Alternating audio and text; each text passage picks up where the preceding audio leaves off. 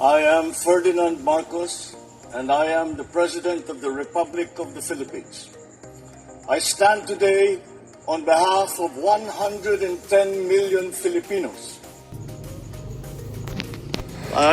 Nandito ako, pinuntahan ko yung Marawi para tignan yung ginagawa nating rehabilitation para sa ng mga nasira nasira lahat. Kaya inuna namin, pinuntahan natin yung mga eskwelahan kung nasan yung mga bata ngayon. This is the temporary lang yun, yung una natin pinuntahan, temporary lang yun. Yung pangalawang pinuntahan natin, yun ang bago. That will be able to house up to 9,000, almost 10,000 students doon sa mga bagong building. Malapit na matapos, kaunti na lang, maglalagay na lang ng perimeter fence, pwede na dalhin yung mga bata doon. And then the next facility that we want to inspect was the Marawi City Hospital. And it is a 100-bed hospital, primary care. And we are giving the contractors and all of the government agencies a deadline of August na mabuksan na yung hospital para makapag-serbisyo na sa taong bayan. Dito naman sa port, we know how important the port is to the surrounding 18 municipalities that are around Lake Lanao. And so, this is the first of several ports that we will put. Dahil, kagaya ng pagka-explain nga sa atin, pagka ito lang, walang connectivity, hindi magagamit dahil walang pupuntahan yung barko. So, we will put others around the lake para maganda yung connectivity natin. So I'm happy to see that we are at least making some progress after such a long time. We have figured out the water supply already, which we are working out in partnership with the DND kasi yung part ng water supply system ay nasa kampo ng Department of Defense. Kaya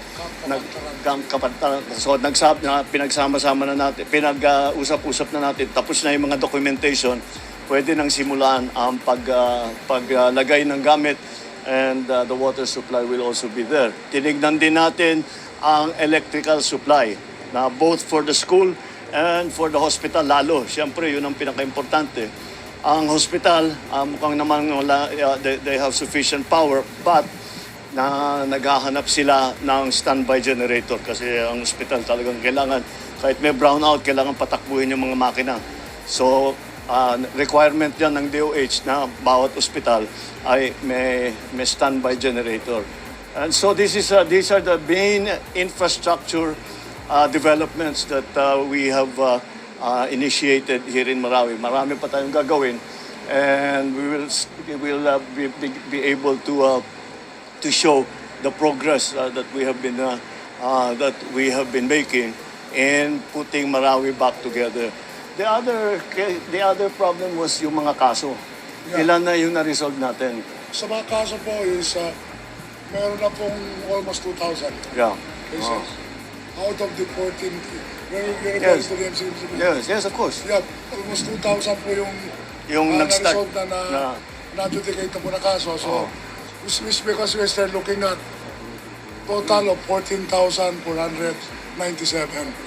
So meron pong konting revamp doon sa MCB. There's a new leadership now of MCB. So hopefully, mapabilis po yung adjudication saka bayad ng compensation ng mga tao. Hati po ito. Ang ginawa po natin is MCB at saka National Housing Authority para mapabilis yung payment ng compensation. The other new element is that tinutulungan tayo ni Chief Minister ng BARM. Yes, yes.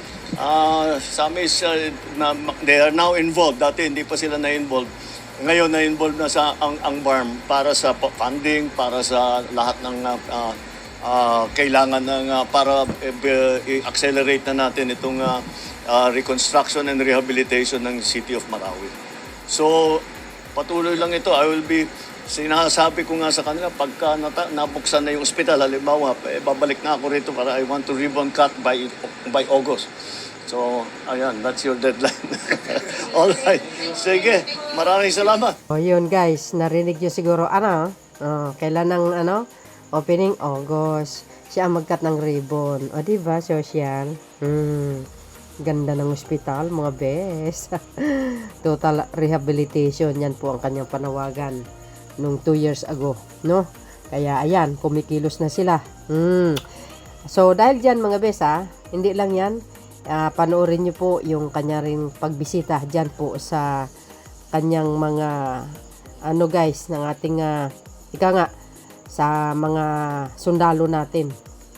Hindi lang yan, mga kababayan, panoorin nyo po din yung kanyang pagbisita, no, dyan po sa mga kasundaluan din natin. Hindi niya nakakalimutan sapagkat siya po ang Commander-in-Chief. Okay, eto na.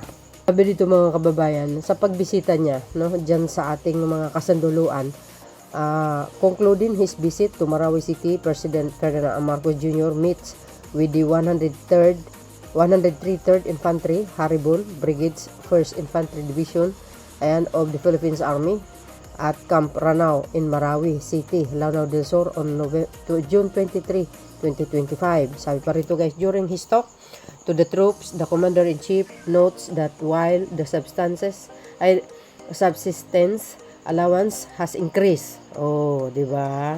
Increase pa more. A broader review of the compensation structure in underway. The administration is studying a more responsive system that considers that varying levels of danger faced by deployed personnel. The government is also prioritizing non-monetary benefits such as healthcare, scholarship, and support for the soldier families. These programs help ease the burdens of deployment and improves morale among the troops. Dinig nyo yun? Sabi po dito, tuloy, concern about intelligence, surveillance, and reconnaissance capabilities are also raised. The President report that the improved drone models are now under assessment, highlighting the need to equip its unit with tools suited to their specific operational environments. Wow, Diyos yan. Diba? Furthermore, the troops mentioned the lack of night fighting equipment as a continuing gap. While select special units have access to night vision goggles and optical gun sights, most soldiers still use outdated iron sights. To this end, the President directs defense officials to prioritize the procurement of efficient and durable night optics as a part of the military modernization plan. Diba? Sabi sa inyo hintay-hintay lang kayo. Makukumpleto din yan, yung mga kagamitan nyo. President Marcos Jr. end his talk by assuring the brigade that the concerns are being addressed in coordination with the Department of National Defense, which is ang DND.